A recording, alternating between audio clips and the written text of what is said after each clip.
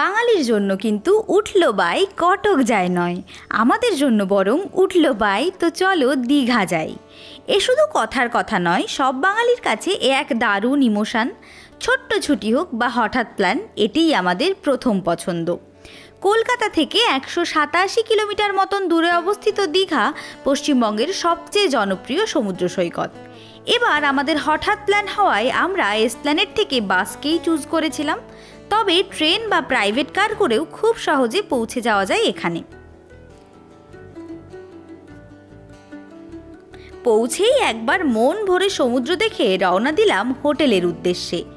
আমরা ছিলাম ওল্ড দীঘাতে, আর বহুবার দীঘা ঘোরার অভিজ্ঞতা থাকায় আশেপাশে ঘুরতে আর না গিয়ে ওল্ড দীঘা সি বিচ আর মোহনাতেই সময় কাটিয়েছি।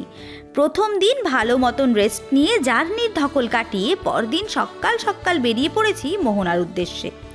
টোটোতে 10 টাকা ভাড়া দিয়ে একপাশে ঝাউবন আর একদিকে সমুদ্রে ঘেরা রাস্তা দেখতে দেখতে 7-8 মিনিটে পৌঁছে যাওয়া যায় মোহনা।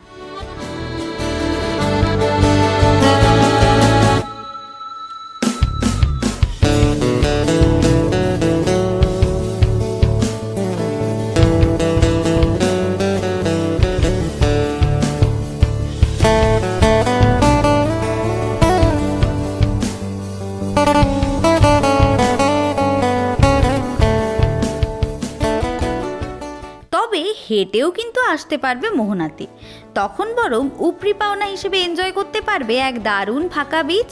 এখানে লাল কাঁকড়া, তারা মাছ, ঝিনুক এবং নানা রকম নাম না জানা মাছ দেখতে দেখতে মিনিট 15-20 হাঁটলেই মোহনা।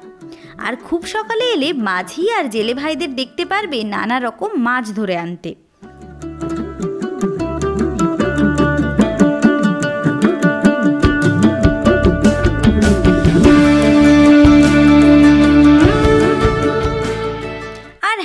শীতে মোহনায় এলে অবশ্যই টেস্ট করে দেখতে পারো খেজুর রস, যা খাঁটি না ভেজাল সে প্রশ্নে না গিয়ে অভিজ্ঞতাটা এনজয় করো। মোহনা মানে যেখানে নদী আর সমুদ্র একসাথে মিশে যায়। দীঘার মোহনায় দেখা যায় সুন্দর প্রাকৃতিক দৃশ্য, নীল জল, মাছ ধরার নৌকো, দূরে সমুদ্রে সূর্যের আলো চিকচিক করছে। ভোরবেলা বা বিকেলে এলে মোহনার সৌন্দর্য আরও বেশি করে উপভোগ করা যায়। ঠান্ডা হাওয়া, মানুষের কলতান, নানা দোকানপাট, ঢেউয়ের শব্দ, এক কথায় মন জয় করে নেয়।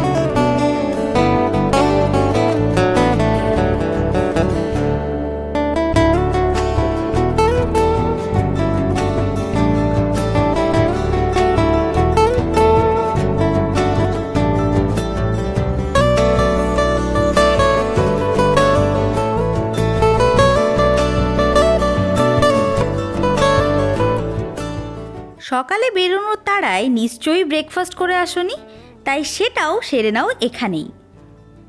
মুড়ি, ঘুগনি, চা, ডিম টোস্ট ইত্যাদি দিয়ে ব্রেকফাস্ট, সাথে বেস্ট সি ভিউ। মোহনার আশপাশ জুড়ে আছে ছোট্ট ছোট্ট গিফট শপ। এখানে কিনে নিতে পারো সমুদ্রের শাক ঝিনুকের তৈরি শোপিস, হাতের ব্রেসলেট, নেকলেস, কিচেন ম্যাগনেট, ঘর সাজানোর নানা জিনিসপত্র, যা বাড়ি নিয়ে যেতে পারো স্মৃতি হিসেবে। আর শুটকি প্রেমীরা কিন্তু এখান থেকে ব্যাগ ভরতে পারো নানা রকম শুটকি দিয়ে।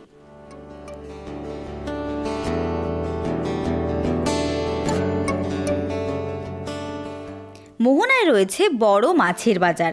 এখানে সস্তায় নানা রকমের তাজা মাছ পাওয়া যায়, যেমন ইলিশ, ভেটকি, পার্শে, কাঁকড়া, চিংড়ি, তোপসে, পমফ্রেট ইত্যাদি। জেলেরা সরাসরি সাগর থেকে ধরে নিয়ে আসে, তাই মাছও একদম টাটকা। দামও তুলনামূলকভাবে কম, তাই সস্তায় মাছ কিনতে হলে মোহনা একেবারে পারফেক্ট। মোহনায় বেশ কয়েক ঘন্টা সময় কাটিয়ে আমরা আবার রওনা দিলাম ওল্ড দীঘার দিকে।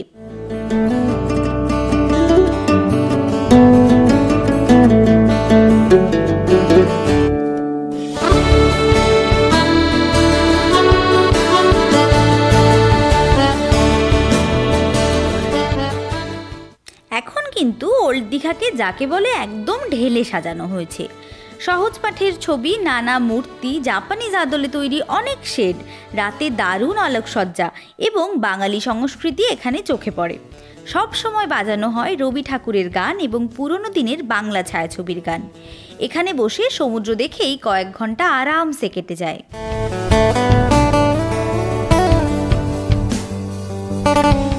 দিনের দীঘা যেমন সুন্দর, রাতের দীঘা ঠিক তেমনই জাদুকরী। রাতে সি বিচ ধরে হাঁটা, সমুদ্রের হালকা গর্জন, এই অভিজ্ঞতা একেবারে অন্যরকম।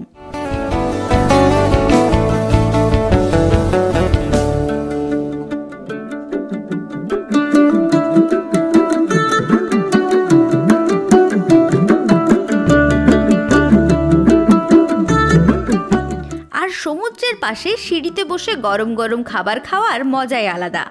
আমার তো ফেভারিট গরম গরম চা আর সেদ্ধ ডিম, সাথে হালকা আড্ডা। এর চেয়ে পারফেক্ট সন্ধ্যা আর কি হতে পারে। এছাড়া বিচের ধারে রাতে বসে নানা রকমের দোকান, পাওয়া যায় গরম গরম মাছ ভাজা, মোমো, চিকেন তান্দুরি, চিকেন পকোড়া, নারকেল জল, আইসক্রিম, চাউমিন, মোমো, ঘুগনি, পাপড়ি চাট, ফুচকা, আরও কত কি। আর আমার মতন সমুদ্রের ধারে বসে তোমরাও কিন্তু সেরে নিতে পারো ডিনার। মেনুতে রাখতে পারো চিকেন তান্দুরি, রুমালি রুটি, কোল্ড ড্রিঙ্কস অথবা তোমাদের পছন্দের যে কোনো কিছু। তবে নিজের ব্যবহারের প্লাস্টিক আর আবর্জনা তুলে ডাস্টবিনে রাখতে ভুলো না যেন।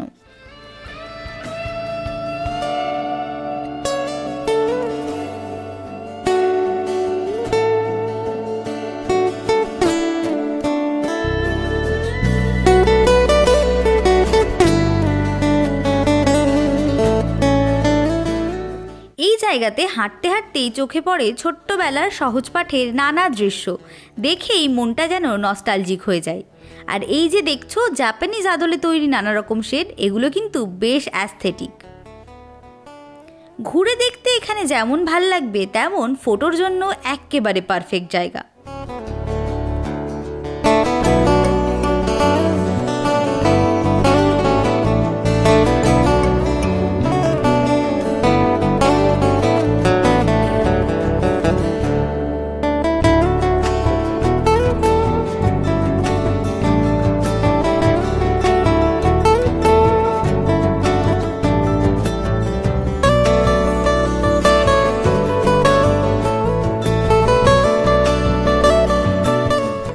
বাঙালি সংস্কৃতির সাথে ওতপ্রোতভাবে জড়িত লোকগান এবং মা দুর্গার বিভিন্ন দৃশ্যও এখানে চোখে পড়ে।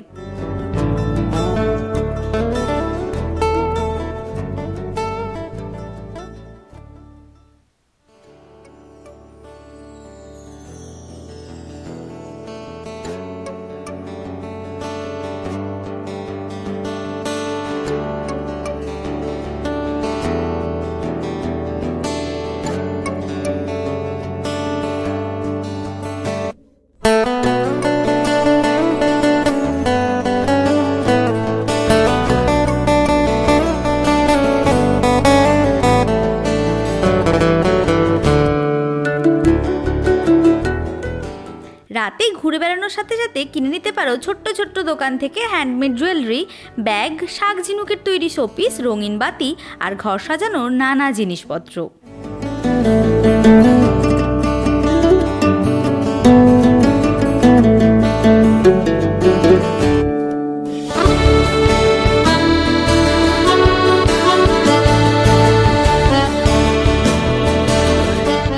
এছাড়াও কাজু এখানে খুব সস্তা, তাই কিন্তু আমি বড় বড় প্যাকেট ভরে নিয়ে আসি বাড়ির জন্য। একরাশ সুখের স্মৃতি নিয়ে আমরা তো ফিরে এলাম দীঘা থেকে। তবে যখনই মনে হবে একঘেয়ে জীবনে একটু শান্তি দরকার, মনে রাখবে উঠলো বাই তো চলো দীঘা যাই। কারণ দীঘা একটি শুধু সমুদ্র নয়, দীঘা আমাদের কাছে একটা চরম ইমোশন।